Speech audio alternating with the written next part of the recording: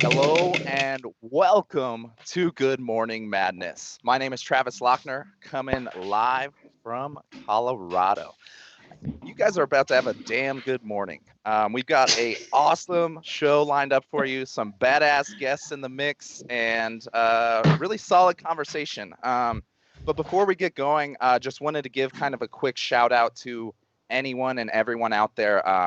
We know there's a really, really weird time going on in our country, and just wanted to take a moment to recognize that since this is a live stream.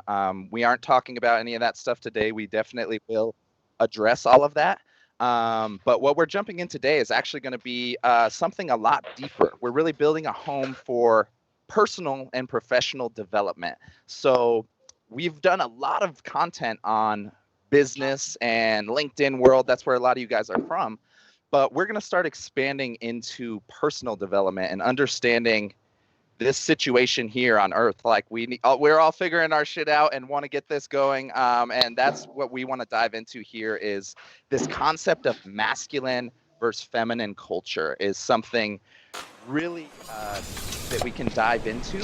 And our guests today are going to have really brilliant perspectives, really spanning this full spectrum. And that's who I want to bring in here. So let's go ahead and jump into our guests. Our first queen of the hour.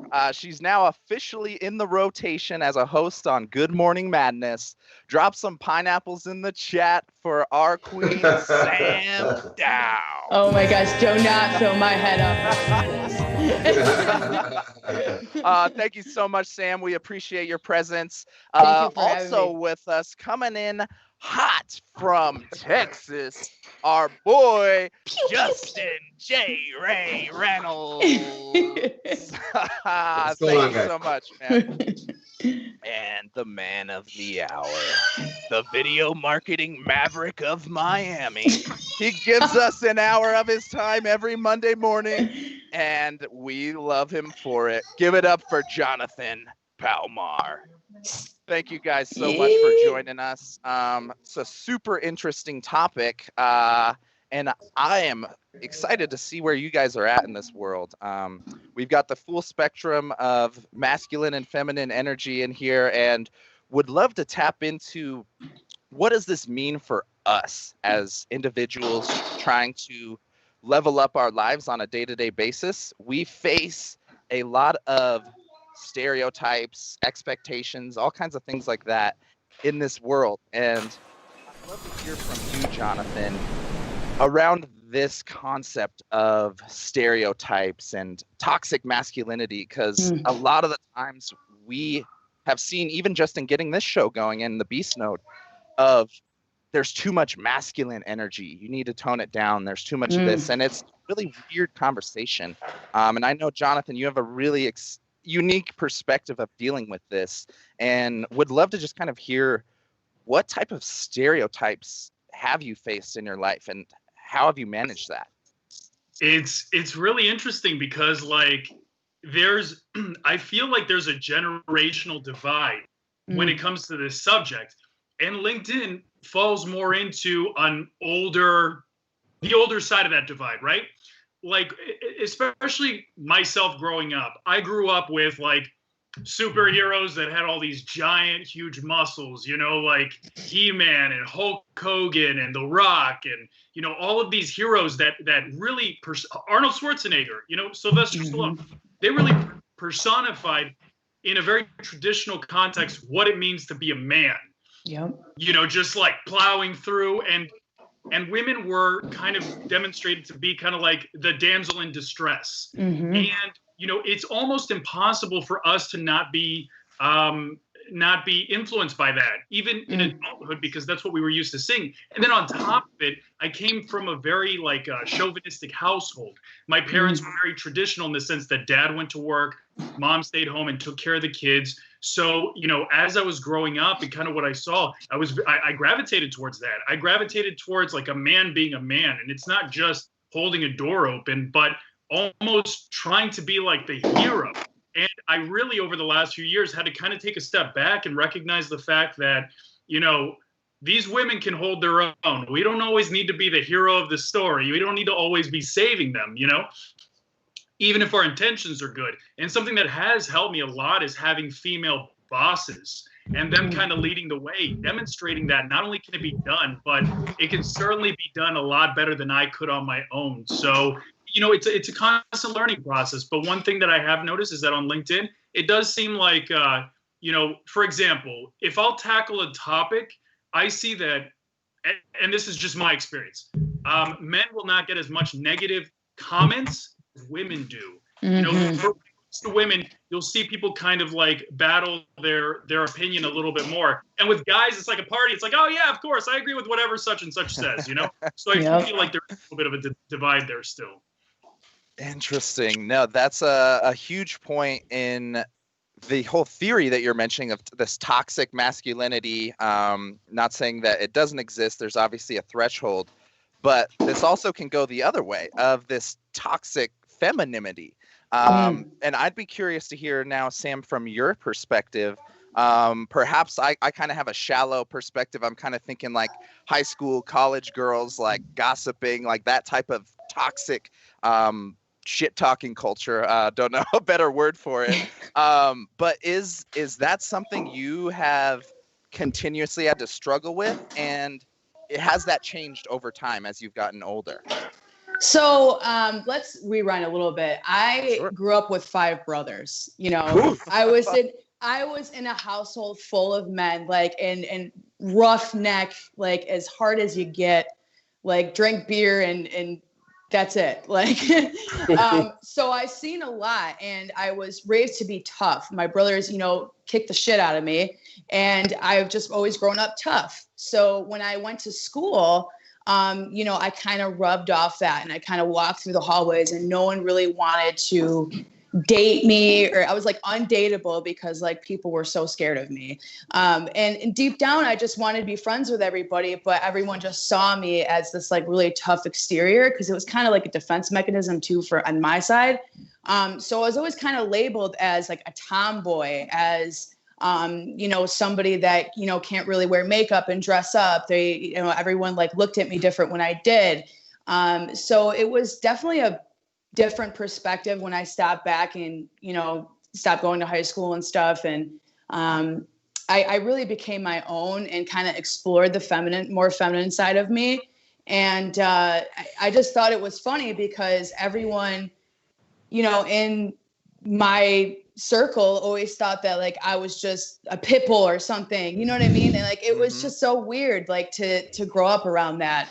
So people always just considered me hard, and almost I've been called a lesbian so many times because like how I dressed and stuff. It was just, you know, it was definitely interesting though.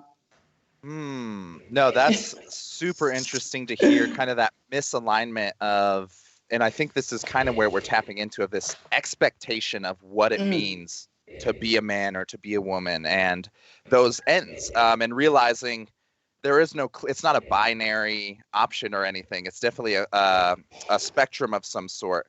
So it's interesting to hear that disconnect was recognized so early.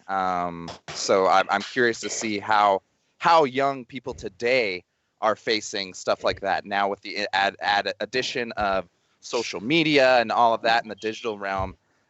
Justin, I know this is something you've expressed concern about because of your kids, your family, just understanding this culture out there. What's really just kind of your open-ended perspective of this situation of masculine energy versus feminine energy, what you have to be, what you should be? Right. It's become really difficult for parents, for kids. It's tough. And being a dad, first of all, so like Sam, I have 4 sons and 1 daughter. Mm-hmm. It has become a situation now that if you look at the Me Too generation, not saying that does not exist. I don't want to put that on the back burner, and doesn't. However, I think to the level that it's being displayed is a little blown up now, because now we've gotten to the point where if you ask a girl out and she seems that it's too much to ask them out, you can literally get in trouble for it. Mm-hmm. So where is the line drawn? Like, if I grew up in today's society, I'd probably be arrested. Mm-hmm. Like, because, you know, they tell you, hey, be consistent, don't stop, be persistent. Now, it comes to the point where you're not harassing somebody, but a lot of times the girls don't say yes on the first time. They like the chase. It's a game. It's a pursuit. Like it's, hey, take it away from them. However, but I grew up a lot like Jonathan. My dad always worked outside the house, and my mom's role was to take care of everything inside the house. And that was just the way it was. And from a biblical standpoint, the man is the head of the household. However, as I've grown and as things adapt, going back to the biblical role, you know, the man is the head of the household. However, it's still a joint decision. And if the man is the head of the household, the wife is the crown.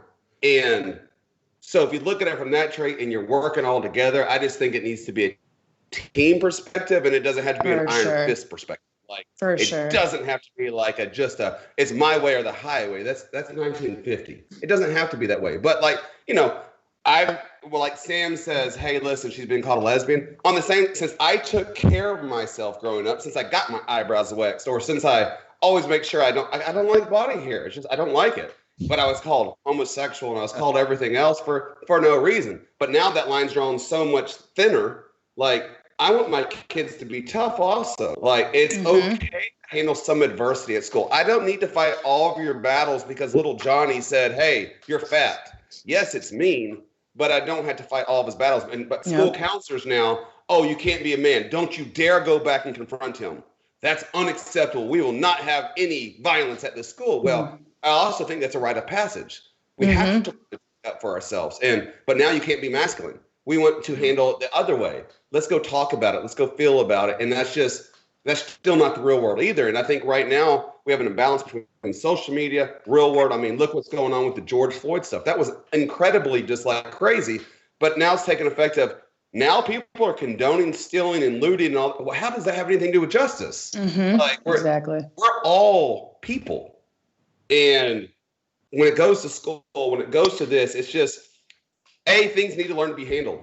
Probably that kid, that guy that had his neck, or the cop that had the neck on his, or the knee on his neck, was bullied. Maybe who knows what had happened that makes him feel like he needs to get that authority over somebody, and no one's stopping it. But I think too much of people are all about this now and not about doing. Like going and speaking on LinkedIn, and this might be a tangent, but seeing the people talk about, oh my gosh, I'm posting to tell you I can't post my normal content because all this social injustice. Seriously, dude, stop trying to buy likes right now, because that's what that person's doing. It's like, you're still living your life. Do something about it. Don't post about how you can't do anything. It's like the people that do CrossFit and they said, oh, I did the Murph workout. It's for Murph. Well, dude, why aren't you donating money to his foundation? Don't tell me on Facebook how you did a freaking workout to honor him. Like, let's change something. And this whole masculinity, femininity thing, and I'm getting off topic, but it needs to be an actionable thing that you're tangibly doing, not just talking about, oh my God, poor LinkedIn family, I can't post my normal content because the world is so unequal. Yeah, you're damn right it's unequal, but what are you doing about it? Exactly. So I'm fired about it because I'm just seeing these people just trying to seek these things, and it's like no one's doing a dang thing about it but saying, oh, I feel bad for them. Same thing with masculinity, same thing with femininity. Everybody's about talking about it, but no one's about doing it. To add to that, I feel a little bit conflicted. Like, how are we supposed, like, I feel like as a man, I don't know who I'm supposed to be based off of the way that society has kind of shifted things. If you pay attention to like Marvel movies, if you pay attention to Star Wars, or, you know, just movies in general, you definitely feel like there is this feminist agenda. And hey, I'm all for equality. I'm all for, you know, for everybody being equal. But when you take like Ghostbusters and you purposely inject like an all women cast, it just feels very forced. You know, whenever you have a scenario like that, and you see that all of these movies and all of these things in society, they're kind of like demonizing this male thing. You know, it really makes me feel like, okay, how am I coming off on video? You know, I need to be, you know, a thought leader, but I don't want to come off too dominating, because then people will think that I'm being like an alpha male in the room. You know, I need to be sensitive, but I can't be too sensitive, because if I look too passive, then I won't be able to get business from people. There's just so many things, you know. It's like, do you go to self-deprecating humor because maybe you're good looking, you're big, or you're tall, or whatever? You know, it's like there's so many factors that we have to consider now in our own messaging because we're concerned about what society's going to say or think. And I know, like, you should speak your own voice. You should speak from the heart. It shouldn't matter what people think. But a part of this game is the analytics, the metrics, the likes, the comments. That's just the reality of it. Anybody that says it's not about that is just lying to themselves. Like, that's what we're in the game for. So who are we supposed to be? I don't know who I'm supposed to be because society says one thing, and it's just shifting now. We don't know where it's going, but it's a tough spot to be in. No, that's a huge point you mentioned there. Kind of the one-liner of "get woke, go broke." We've seen it play out here over the last decade or so. Lots of media adventures, all kinds of organizations have attempted to go that direction, and of course, it's rooted in equality and justice. But a lot of the times, it seems to be having the opposite effect of excluding male energy to highlight the female energy, and then you lose that initial audience and everybody you were trying to win over. So that's a really interesting point that you mentioned, Jonathan. And that threshold, it seems like you can't win now. I've spanned the full spectrum, similar to how Justin mentioned earlier. Growing up playing hockey, all the parents, everybody, all my girlfriend's parents thought I was just some masculine, bro-y, like player, like skater dude. And then I did the opposite when I was in like the MySpace days, was wearing guy liner, black nail polish, like all of that. And everybody was like, whoa, what are you? Is he gay? Like, what the hell? Is he? And I'm like, you, literally 6 months ago, you were just calling me a player. Like, so like, where is that threshold? I know. I think like when you try to express yourself, like the more you try to express yourself and who you truly are, the more like people are like, whoa, they don't like it because like, everyone, expects you to be this one person, but when you go against that, they're like, they can't handle it. It's just crazy. And it's not really their fault because it's how we grew up, like you guys said, in our society. It's been like embedded in our DNA that these poor boys, they can't cry to their moms without being cried a baby and, bitch or whatever. And, it's sad because I'm genuinely sad for my son growing up, thinking he has to be this really tough man. Because at the end of the day, a real man shows his emotions and shows love and emotion, but is also very, is masculine when he needs to be. Exactly. Balance. I think this is where we're zeroing in on as we transition from diagnosing the situation and the problem into what do we do about this? What do we do for ourselves, for our kids? It seems like balance is the key theme to tap into here. And Justin, you were alluding to this earlier with kind of the family structure and family concept. This definitely aligns with sort of my vision of this conversation. I kind of expect a family to have a certain amount of masculine and feminine energy for certain situations. Exactly like Sam was alluding to, sometimes it calls for strength and that higher level of masculinity. Other times it calls for sensitivity. And recognizing that balance, I think is going to be one of those tricky things that we're all going to be playing with. But to me, it feels like a necessary piece, similar to get this show going. We need Victor behind the scenes running the show. We need the talent in front of the camera and then all the promo that comes up into it. You can't just have one thing settled and confirmed. It's about creating that team. So what do you guys do, I guess, moving forward into how can we tap into our natural primal energy, whether it's sexual or competitive or whatever it is?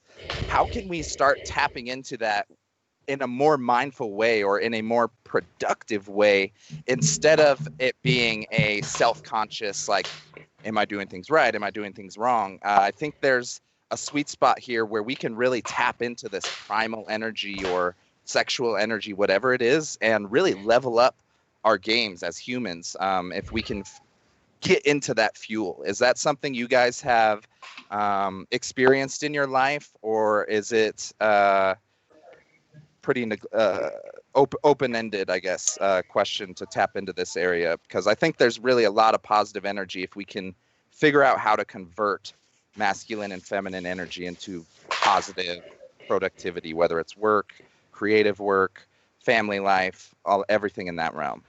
Well, I know for me, I think it's more about self-awareness, like that emotional intelligence, and having the ability to know when too much is too much. Like a lot of times back in the day was your parents, why are you doing this? Well, because I said so. Well, that's not an acceptable answer anymore. Even kids, they're smarter than that now. My kids now will tell me stuff. I'm like, holy crap, I didn't know that. Like that's amazing. However, but they question everything. Why they have technology in their hand? They have more technology in their hand than my parents had their whole existence of life until 10 years ago. And they're growing up with that. So they're going to be acclimated to that type of stuff to be able to question it. Why? Because they can find out the definitive answers if they want to go on what I like to call the Google and find out. So they can find out anything. So I think it's about that self-awareness to know that, hey, what you're doing is unacceptable. You know, with my wife and I, when we've had marriage issues in the past, it's usually because deep down inside, I knew when I went to bed at night, I had been behaving unacceptably. But did I fix it or not? Did I choose to address it? And I think back in the day, we wouldn't address those things. We would just say, hey, it is what it is. That's just how I am. And I think in 2020 is we have to be self-aware and realize we have to fix that stuff to get better. Yeah. Like trying to go talk to your dad about self-help or improving his mental health. Just try that one. See how that works out. Yeah. Like my dad will not be having it because that's just not how they grew up. But we see the deficiencies in their behavior, right? I see the deficiencies. If I can't look at myself in the mirror and realize I have problems and I think I'm perfect, that's the problem, right? And I think that's how 30 years ago was the problem. That's why men would cheat on their wives or beat them or anything else like that, or vice versa.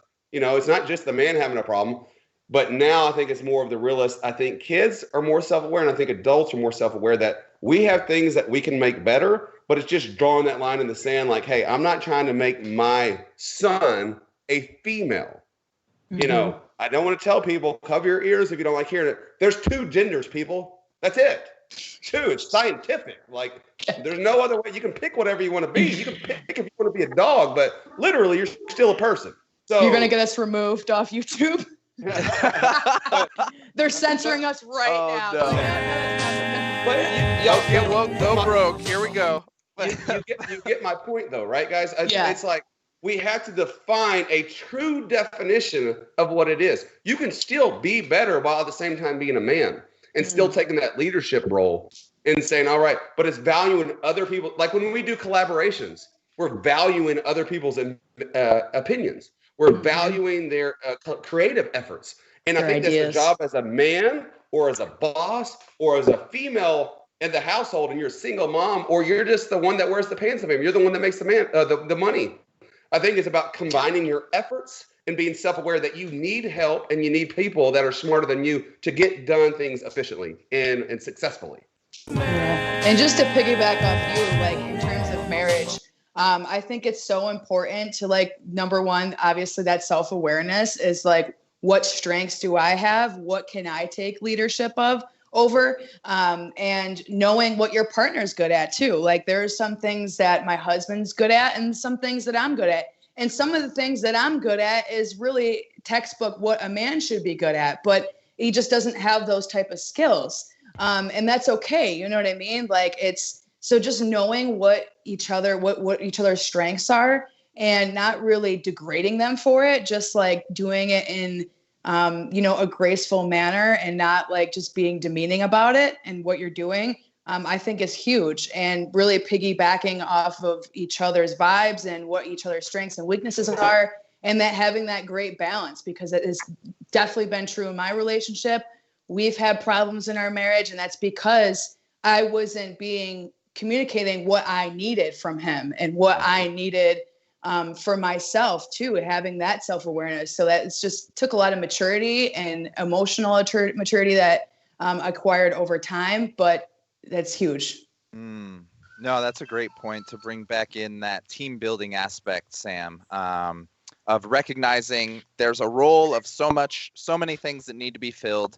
And maybe there's not a clear cut line of who that's going to fall on each time, and maybe it alternates over time. So I think maybe getting into that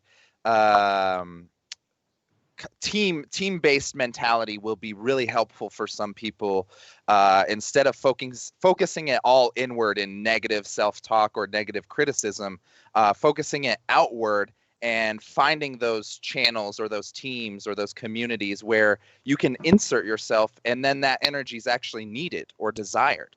I think that's going to be a really solid perspective for some people. And Justin, you mentioned this mental health piece. I would love to hear both from Jonathan and Justin on this one, because this is, I think, a huge piece both for male and females growing up today. Is mental health is genuinely neglected, in my opinion. There's few situations and stuff where it rises to the surface, but in an objective comparison compared to physical health versus mental health, it is heavily neglected.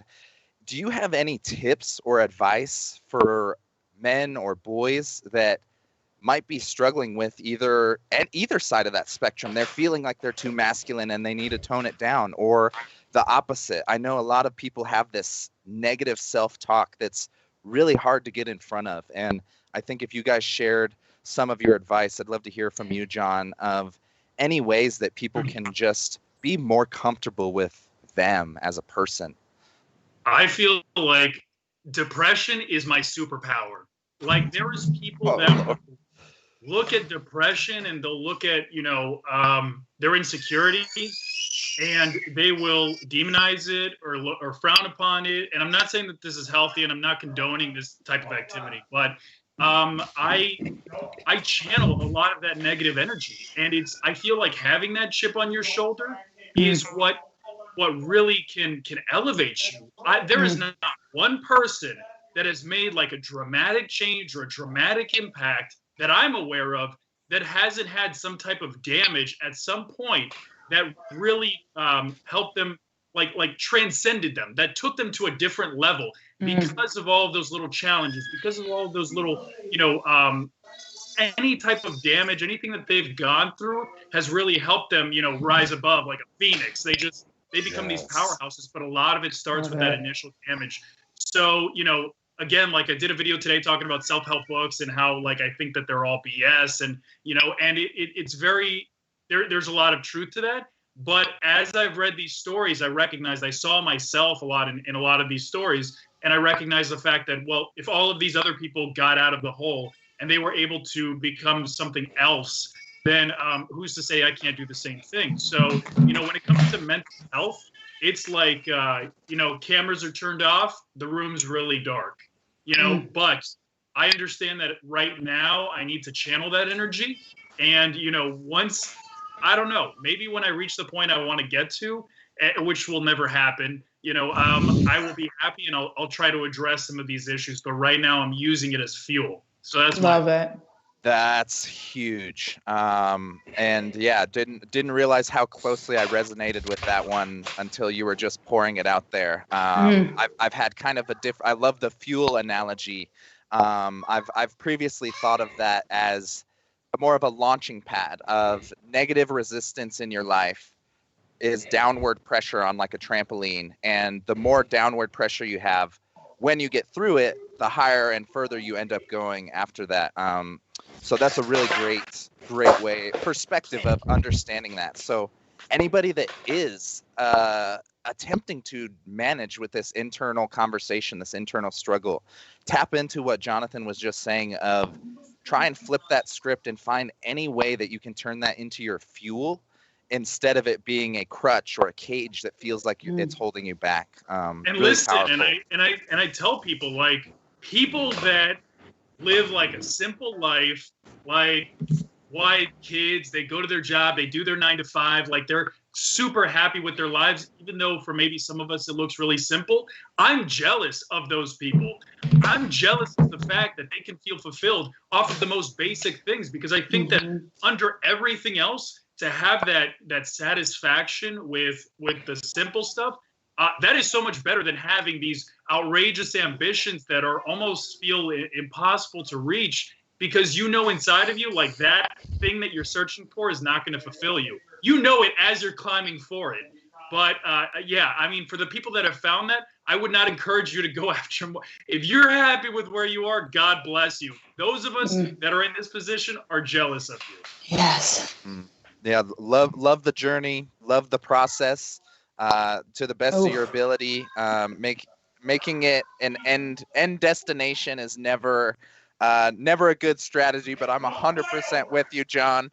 Don't know when and if that curiosity, that desire, that drive will ever be fully satisfied. But that's why we're having conversations like this, to figure out why we're here. How can we take things to that next level? Exactly. So I would love to hear maybe from your end, Justin, if you've had any similar things. I know you have had a wide spectrum of life experiences and have only recently jumped into social media. But I'd be curious if in that world of mental health and addressing, kind of getting your shit together and figuring this out, if you have any key tips or advice that have really helped you figure this life thing out along the way. Well, first of all, if you're seeking fulfillment through things or materials or a way of life, I promise you're never going to find it. There's only one way to true fulfillment. And I know y'all know my religious background. And to me, that's the only thing that's going to be fulfilled is Jesus. But I'm going to get off that soapbox. However, with mental health, Jonathan, and uses a good word, you can use all this negative energy as a springboard. It's great. However, deep down inside, and I know this from firsthand, and I'm 10 years older than y'all, so if you don't address that, it's going to resurface. You need to have someone you can address that negativeness with. And I'm not saying to take that negative energy away or take that how you're using it as springboard. However, there's some deep-rooted emotional chemical reactions that happen because of trauma that I think you need to get addressed. And talk about, find a coach, find a therapist. Like therapy, if I told my dad, when I first went to therapy, he's like, oh my, really? Do you need that? Like you don't need to talk about your feelings. But deep down inside, I think everybody needs therapy. Everybody, we've all gone through crap. And it's not necessarily that they're going to rewire your mind, but it gives you a different perspective, a different thought. And you can talk about it openly. And I want to say judgment-free zone, but a true judgment-free zone, they're going to listen to you. And sometimes it helps just to talk about it. I mean, you can't talk to your dad, you can't talk to your brother, because there's always going to be a little bit of judgment, right? There's always going to be, they have an invested hope and invested life in your life. So they're going to side either with you or against you, but they're going to give you their opinion on how they feel about it. So I think you do need to address the elephant in the middle of the room, because from a deep down perspective, it almost made me lose my marriage because I was not willing to confront it. I was not willing to talk about it. I'd rather just push it down and push it down and push it down further and just hope it would get better. Yeah. It's not. It's not going to get better until my brain surgery. So my mom had struggled with depression. She struggled with anxiety, almost bipolar, it seemed like. And I would tell her to her face she was making it up. Stop being weak. I used to tell this as a kid, 17, 18, 19 years old. And how dare me, because it wasn't until I had brain surgery. And I feel bad saying this, but I thought soldiers were making up PTSD. I thought they were seeking attention. No way are they really living like that. However, after brain surgery, I can't go near an MRI machine now. The sound of that thump, thump, thump, thump, thump, thump gives me nightmares. I break down. I can't go near it. And then the doctor said, Justin, it's PTSD. And my perspective changed on everything. I had to apologize to my mom that day because I literally thought it was made up. I have chill bumps thinking about it right now because it was a very real moment. A very, how prideful and narcissistic and self-absorbed was I to tell someone, get over your weakness. You're just weak. Be mentally tougher. And that's something that I had to wake up. So I think it's something, guys, there's nothing wrong with seeking help. There's nothing wrong if you have a perfectly happy marriage that you're still plugging into somebody. It's okay because we all have those moments that we don't tell our spouse we're really resenting them at that moment. Like something they're doing is annoying the crap out of us, and we don't talk about it. And then all of a sudden, 4 days later, a little thing happens, but what comes up? Throw up. You tell them every single thing that's bugged you since you were 16 years old. Yeah. If you plugged into somebody on a regular basis, that wouldn't happen because you're unloading on those moments without emotion and in a safe place. So when that safe place is a spot where you can actually talk, the home life's a lot more calm. It's a lot better because you're not explaining that resentment when you're pissed off. Yeah. Being pissed off is a big deal when you're trying to explain emotions. It's not going to go well. Nothing's going to end up in a good moment if you're trying to talk about what that person did wrong while you're mad at that person. And so I'm telling you, so I'm glad Jonathan brings it up to use it as that gasoline, that fuel to the fire. But it also needs to be an engine that's going to be broken down if you don't fix it in the long. It's going to be your oil change that you need to take place of. If you don't fix it, it runs good right now, but in the long run, your car's going to fall apart. No, that's fantastic. I think we've all seen seen this struggle from the surface, but nobody really can truly bring it to the surface and talk about it. And Rebecca from the chat, thank you guys, everybody in the chat here, rocking and rolling, dropping fantastic commentary. We're going to hear from Sam here in a second. But if you have any advice that you'd love to share in this topic or category, we'd love to highlight and spotlight your comments. So feel free to go ahead and drop anything in the chat. I wanted to mention something Rebecca mentioned. Happiness is an inside job. Ooh. And this is really exactly what you were just tapping into, Justin, of it's not going to be an external thing. Like, sure, there are tools and resources and money and entertainment that can give you little boosts and bursts of serotonin and stuff. But if you're truly looking for like that next level deep happiness, you have to want it. You have to work for it. You have to have those hard conversations you were just mentioning, of being willing to talk about stuff that you haven't talked about since you were 16, and bringing those to the surface, letting them boil or purge or work through it, whatever, I think is a really big piece. So thank you so much for jumping in here, Rebecca. I know what I have to say really quick. Yeah, what please. I have to say really quick is I don't know if any of you have like recognized this or felt this, but do you remember that rush that you got like when you would walk into like a Toys R Us, or the rush that you got like when you'd like open up a new video game, or you would get that toy that you wanted for like 2 weeks or whatever, short period of time it was, or the feeling when you would see your best friend after a long weekend? There was like such a thrill, like such energy, such a deep happiness, like it took over your entire body. And I feel like I'm still searching for that high that I would get as a child. And I wonder if anyone else feels the same way. It's like, where did that go? And why does it feel like we have to search so hard to find a moment of happiness when it seemed like in childhood it was just perpetual? It was just constant. Maybe it's we romanticize the past, and that may be a part of it. But it's just crazy how we're essentially, I feel like, chasing the happiness of our childhood and really struggling to find that. It's not as easy as I thought it would be. I have that struggle. I'm still figuring this out and have hopefully plenty more years to do so. But I 100% resonate with that next level feeling. The moments you're mentioning are for me state championship hockey game. Like everybody in the high schools there filled the arena. Like nothing better than coming out the tunnel. Like as the captain of the team, sending people onto the ice. Like I chase that moment. I try it with music, with art, with DJing, and I can still like get there, but I can't recreate it. And I think a portion of it is desensitization. Very similar to how a drug addict is always trying to capture that first experience.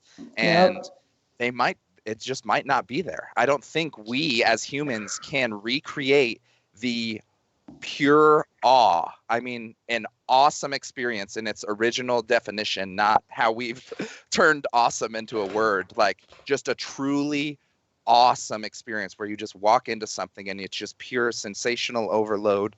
It's new emotions, it's new everything.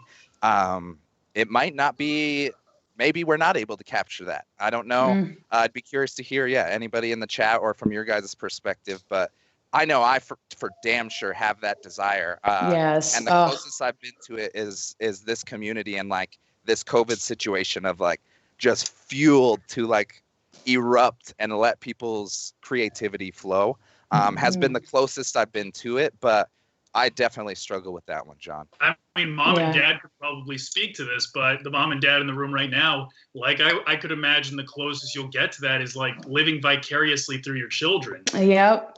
Like, okay, you're not going to be able to replicate it for yourself, but as your children go through those experiences and you see them having those experiences, maybe it kind of like you have that enlightening moment where you recognize, okay, I remember that, and you share that feeling because I can't think of any other way.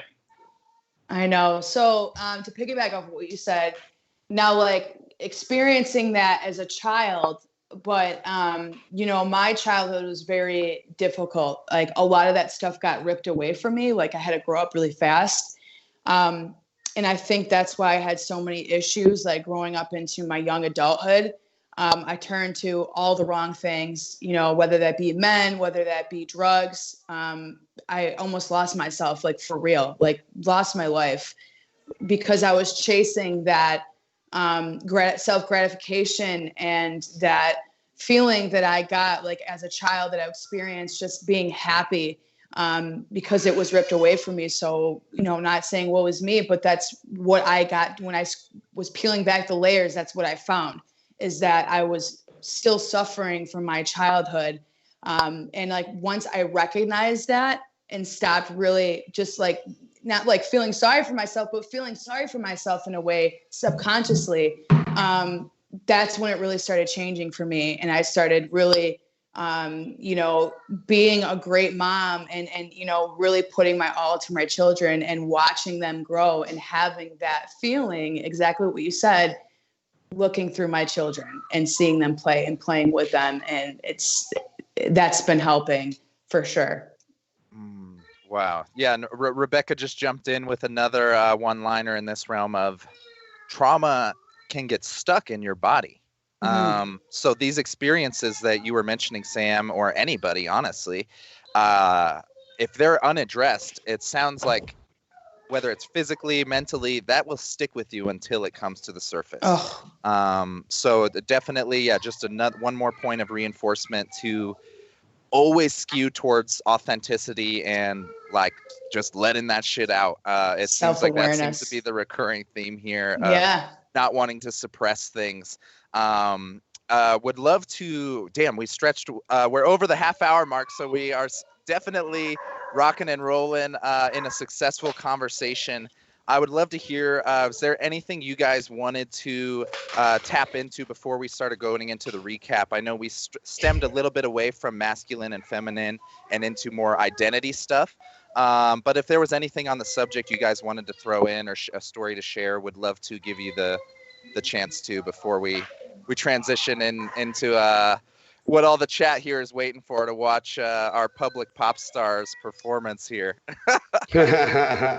No, I mean, guys, just be yourself. Be self-aware. Stop thinking you have to lead with the iron fist. I mean, a leader pulls from the front, but they also have help of others. I mean, if you think you complete 90% of your business and you only have the other people to do 10%, you're wrong. Like, you got to hire people that are better than you. You got to work with people better.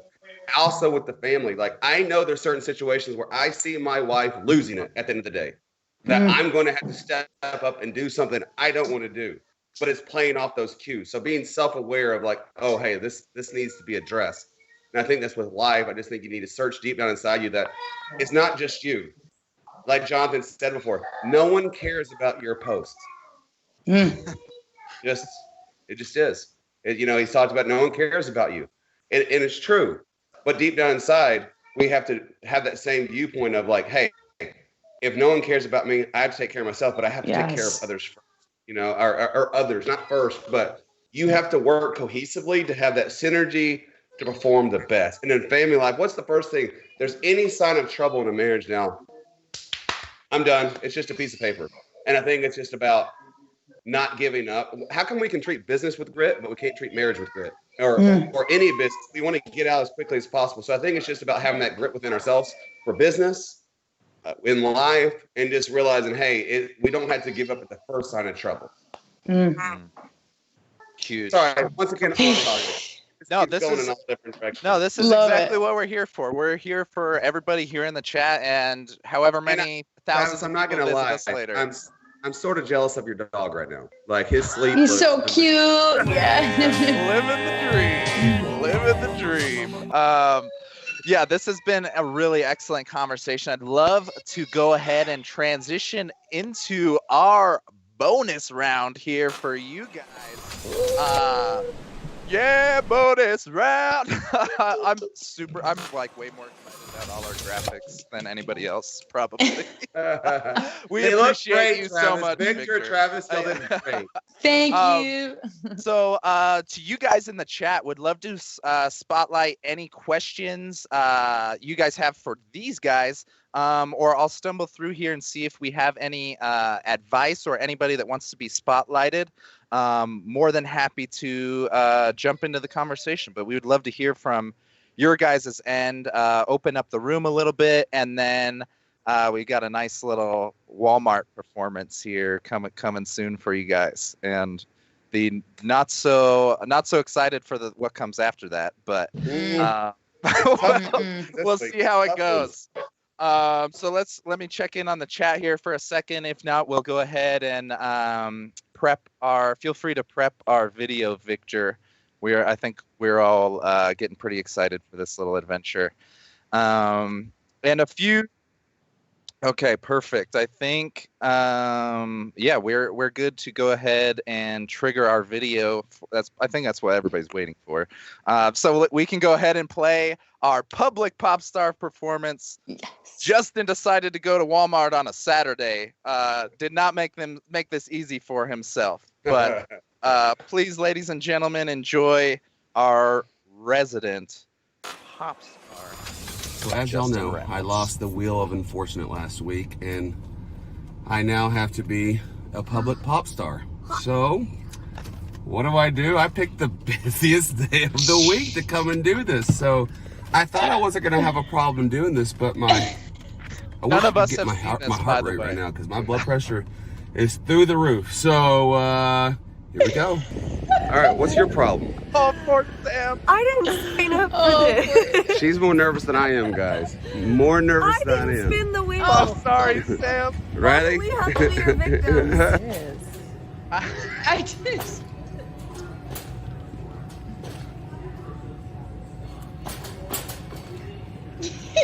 He would go to the gun area. Yeah. So a lovely store manager just came up to me and asked what I was doing playing on the phones, and I had to tell him. But I was told I cannot do it because I was trying to do it over the PA system, and I was told I cannot film the solo in the store. However, I have other plans. Walmart shoppers, I just wanted to sing a song. If you're happy and you know it, clap your hands. If you're happy and you know it, clap your hands. If you're happy and you know it, your face is sure to show. If you're happy and you know it, clap your hands. Thank you. Thank you. Oh, wow. Weak. No. It really worked. Wow. He went for the PA, ladies. They were and all gentlemen. clapping. I love it. I love it. I got actually like 2 employees came up to me afterwards and said, "Oh my God, that was fantastic." And then one lady came up to me and said, "God loves a joyful heart." But everybody was laughing, and so it ended up being a rewarding experience for myself and for my daughter and even Sam. Do that in New York State, and they'll be like, "What is wrong with this kid?" Yeah, I know. You should have seen when I said, "Attention, Walmart shoppers!" Like with the tension already sort of high, like it was sort of scary because like everybody just looked at me, but I knew if I was confident with it, people would say, okay, he's doing this, like he's going for real. But that's why I also wanted to choose a song that was sort of gets the engagement of others. Like everybody knows that song at the stadium. If it starts to sing and all of a sudden we all do it just out of habit. And we all know that if you're happy and you know it, clap your hands. We all That was know a good it. one. So Oh, beautiful. Oh, but I don't know. If it was me and I heard that, I'm thinking like Joker, Joaquin Phoenix, sitting on the couch, about to bust out the gun. Like, if I hear some stranger singing that song, I'm like ducking for cover. I'm like, this guy, Yeah, right. it's about there's about to be a bloodbath. Like, I am not okay with that. I was hoping that you had the face paint on, because then that just would have completed. More truffers. Yeah. Do you see this happy face here? There's no way they're thinking I'm about to cause danger. Like, I have my daughter with me. Come on. Oh man.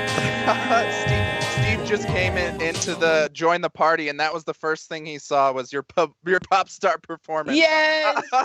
He's hooked now. This has been really excellent. Thank everybody in the chat. Checking in real quick. Question from Lee: how do you get better at self-awareness? That's a big ass question. We might do an entire episode on that now that you mention it, Lee. There's a book called Emotional Intelligence by Dr. Galtzman, I think is his name, or I forget his name. Daniel Goldman, I think. Yes, Goldman. Yes. But you have to plug in. Read this book. It makes a lot of sense. Like when you start reading down, like I used to get mad at Sam when she didn't answer the phone because I didn't understand. And my therapist goes, Justin, maybe she's doing something. Wow, I didn't realize I had that point of view. Like maybe she's just busy. Like, but it just makes you more plug into, like, for example, I know a lot of people like, hey, I'm going to hack my wife's phone. I'm going to hack my partner's phone. But deep down inside, you have to look at yourself. Okay, if you find out your spouse, your partner is doing something behind your back, what are you doing with it? Are you leaving? Are you prepared to leave? Because if not, why are you doing it? What's the point of it? No, so I think that all goes, what's your long-term goal? Are you moving towards your goal or away from your goal? If you're trying to say keep your business partnership together, then what the hell are you trying to do to figure that out if you're not going to do anything about it? If you're trying to keep your marriage together, if you're trying to stay together, are you moving towards keeping your marriage together or away from keeping your marriage together? So I think it's that if you read Emotional Intelligence, there's a lot of points that make a heck of a lot of sense. So smart. For me, if you want to save on therapy, I got a recommendation. It costs $5. Go to your local grocery store, go to your local hardware store, pick up some duct tape. All right, take that duct tape, take it out, long, nice strip, put it over your mouth, wrap it around your head a couple times. Go outside. Just listen to people. Just listen. Yeah. Don't speak. Put your ego to the side and just pay attention to what people are saying. Inevitably, you will become self-aware. I find that most times the reason why we can't be more self-aware is because we're just preparing for our response to whatever people are asking. We're not actually listening. So take the duct tape, put it on your mouth, and just listen. To piggyback off that too real quick is you really have to find what genuinely makes you happy. And I know maybe some can't all do this, but take like a week off, like go somewhere beautiful, go somewhere in the woods or something, and go find yourself and really soul search and like who you really want to be, who you are, and who you're comfortable and who you truly are in the deep down. Like be the person like you're that you as a child needed. Like be that person. And we all know like deep down what we truly want, and really being that, self-aware of actually doing it. And first of all, realizing what you want is just to go find happiness. And, if that means like, going on a week vacation or a few day vacation by yourself, like go do that. You have to find what makes you happy. Perfect. This is so brilliant, you guys. I love having you guys in the room every time. We're about to jump in the wheel, but just to give a quick summary, this has been really excellent insights, great stuff from the chat. And what we're really seeing is this focus on self-awareness and being able to zoom out and understand your role just in this world, and realizing how you can insert yourself into other people's life in a more effective way, in a more useful way, and just being authentic with the stuff that comes from here, and don't let it be an external source. So thank you guys so much for this. Without further ado, I think we are ready to spin our wheel. Let's go ahead and explain the challenges here. Justin, if you want to go ahead and explain, you can be our awesome little Wheel of Misfortune host. I can do go that. Go ahead and tell us, what do you got for us down All there in right, Texas? so we feel like we got to keep taking the bar another higher. You know, this Morning Madness show, we're not normal. We want to just do things to the extreme and only keep getting bigger and better, and let's just keep going with it. So we are 4 people on the board this week. Since Sam is a full-time member, she is on the wheel now. So Sam, JP, Travis, and myself. So Victor has gone out of the crosshairs somehow. But got out of the crosshairs somehow. However, our challenges have changed this week. So we do have the hot pepper challenge, which that's actually all 4 of these things now I don't want to do. Like, they're just getting worse. So, and to feel bad, I'm the one that came up with this list. So we have dog food cereal, which means we're going to get a bag of dog food, pour it into a bowl, pour some milk in it, and you have to eat the bowl of cereal. Now, you don't have to eat the whole bowl. You don't have to eat the whole bowl, but a couple spoonfuls. So the next thing is we're going to have to go to a dog park. Sounds fun. So we're going to have to go behind a stranger's dog and pick up their dog poop with no gloves. This is awful. Yeah, it's getting worse. Then we have the good old antique slap, which means our children, our partner, whoever it is, non-masculine partner, is going to. All right, now you're drawing the line here. What happened to So we're going to take some water, throw it in her face, get some baby powder, throw it in their face, and then slap them across the face and leave a good old handprint in that powder.